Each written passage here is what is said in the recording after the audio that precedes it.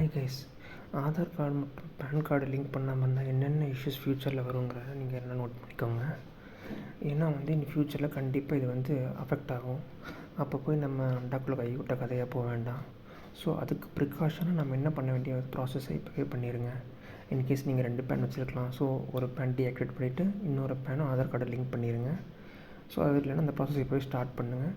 அப்போ தான் உங்களுக்கு அட்லீஸ்ட் அது 1 or 2 months எடுக்கும். அட்லீஸ்ட் 3 months ஆனாலுமே உங்களுக்கு அது ப்ராப்பராக லிங்க் ஆகிரும். அதுக்கப்புறம் உங்களுக்கு ஒன்றும் ப்ராப்ளம் இல்லை.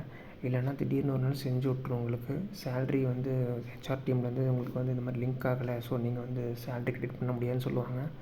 ஸோ தயவு செஞ்சு ஃபஸ்ட்டு ஒர்க்காக போய் இது பண்ணிடுங்க. இந்த மாதிரி சேலரி டிஸ்கிரிப்பன்சி வர்றதுக்கு உங்களுக்கு ரீசன் இருக்குது. ஸோ கேர்ஃபுல்லாக இதில் கொஞ்சம் கவனமாக இருங்க.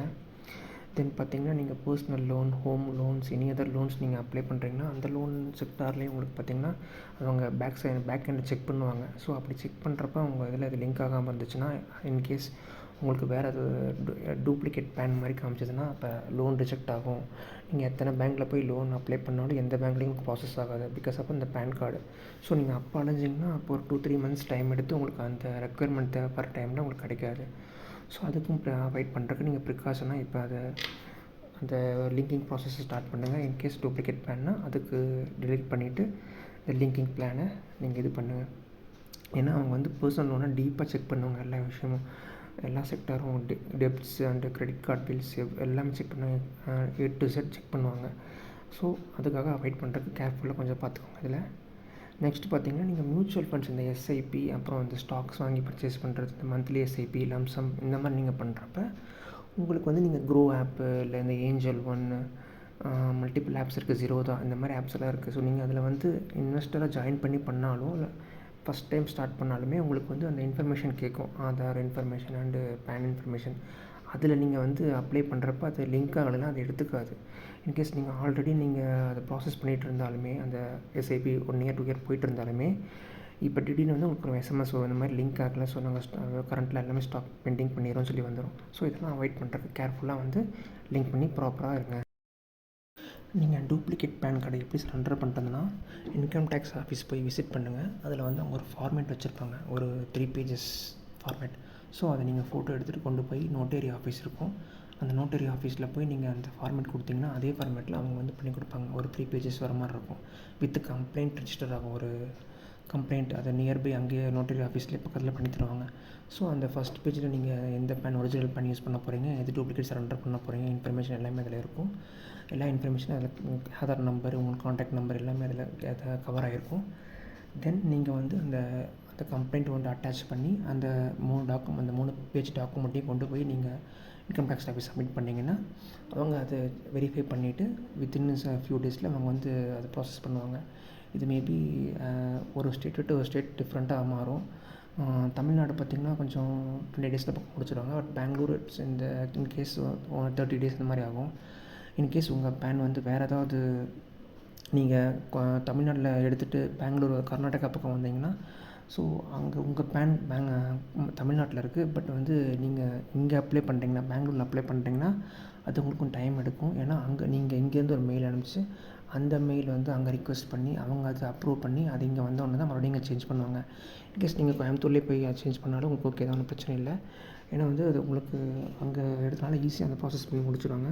இன்கேஸ் வேறு ஏதோ ஸ்டேட்டில் நீங்கள் வேறு ஸ்டேட்டில் இருந்தாலுமே உங்களுக்கு அந்த மாதிரி அப்ரூவ் பண்ணி பண்ணுவாங்க. ஸோ ஃபர்தராக நீங்கள் இதுக்கு மெயில் போட்டு நீங்கள் அவங்களுக்கு அட்டாச் பண்ணலாம். உங்களுக்கு இன்கம் டேக்ஸ் ஆஃபீஸ், பெங்களூர் ஆஃபீஸ்க்கு, கோயம்புத்தூர் ஆஃபீஸ்க்கெலாம் மெயில் டீட்டெயில்ஸ் கலெக்ட் பண்ணி அதுக்கு நீங்கள் மெயில் பண்ணி அவங்களுக்கு ஃபாலோ பண்ணிகிட்டே இருக்கணும். ஆஸ் பர் தட் தான் உங்களுக்கு அது ப்ராப்பராக டீலிங்க் ஆகி உங்கள் கரெக்ட் பேன் உங்களுக்கு இதாகவும் இருக்கலாம். இப்போ நீங்கள் ஸ்க்ரீனில் பார்க்குற காப்பி தான் உங்களுக்கு ஒரு அக்னாலஜ்மெண்ட். அதாவது உங்களுக்கு ஒன்ஸ் இந்த நீங்கள் அங்கே ப்ராசஸ் கொடுத்தோடனே வித்தின் சம் டேஸில் இந்த மாதிரி ஒரு காப்பி உங்களுக்கு வரும். ஆஃப்டர் இது கைக்கு வந்தோன்னா 15 days உங்களுக்கு இந்த பேன் டீஆக்டிவேட் ஆகிரும். இந்த போர்டில் இருக்கிறது ஒரிஜினல் பேன்னு லைட்டு போல்டு பண்ணாமல் இருக்குல்ல, அதுவும் டூப்ளிகேட் பேன். ஸோ அந்த டூப்ளிகேட் பேன் தான் டெலிட் ஆகிரும். ஏன்னா நீங்கள் ஆதார் கார்டுக்கு லிங்க் பண்ணுறப்ப ராங்காக டூப்ளிகேட் பேனோட லிங்க் பண்ணியிருந்தீங்கன்னா, ஸோ இந்த பழசை ரிமூவ் பண்ணிவிட்டு ஒரிஜினல் பிளாங்க் ஆகும். ஸோ ஆஃப்டர் தட் நீங்கள் உங்கள் ஆதார் கார்டை அந்த ஒரிஜினல் பேன் கூட லிங்க் பண்ணியிருக்கோங்க. இதுதான் உங்கள் ப்ராசஸ்ஸுங்க. இந்த அக்னாலஜ்மெண்ட் பார்த்துக்கோங்க, உங்களுக்கு யூஸ்ஃபுல்லாக இருக்கும். தேங்க்யூ.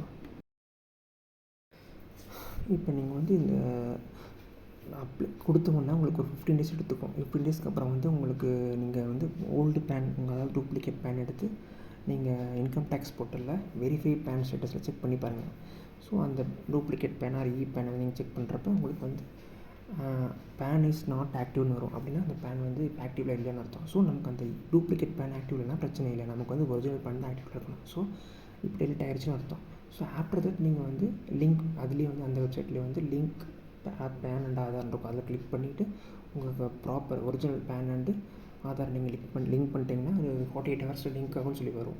ஸோ நீங்கள் அது 1000 ருபீஸ் பே பண்ணிவிட்டு நீங்கள் வெயிட் பண்ணிங்கன்னா மேக்ஸிமம் 8 to 12 ஹவர்ஸ்லேயே அது லிங்க் ஆகிரும். ஓகேங்களா?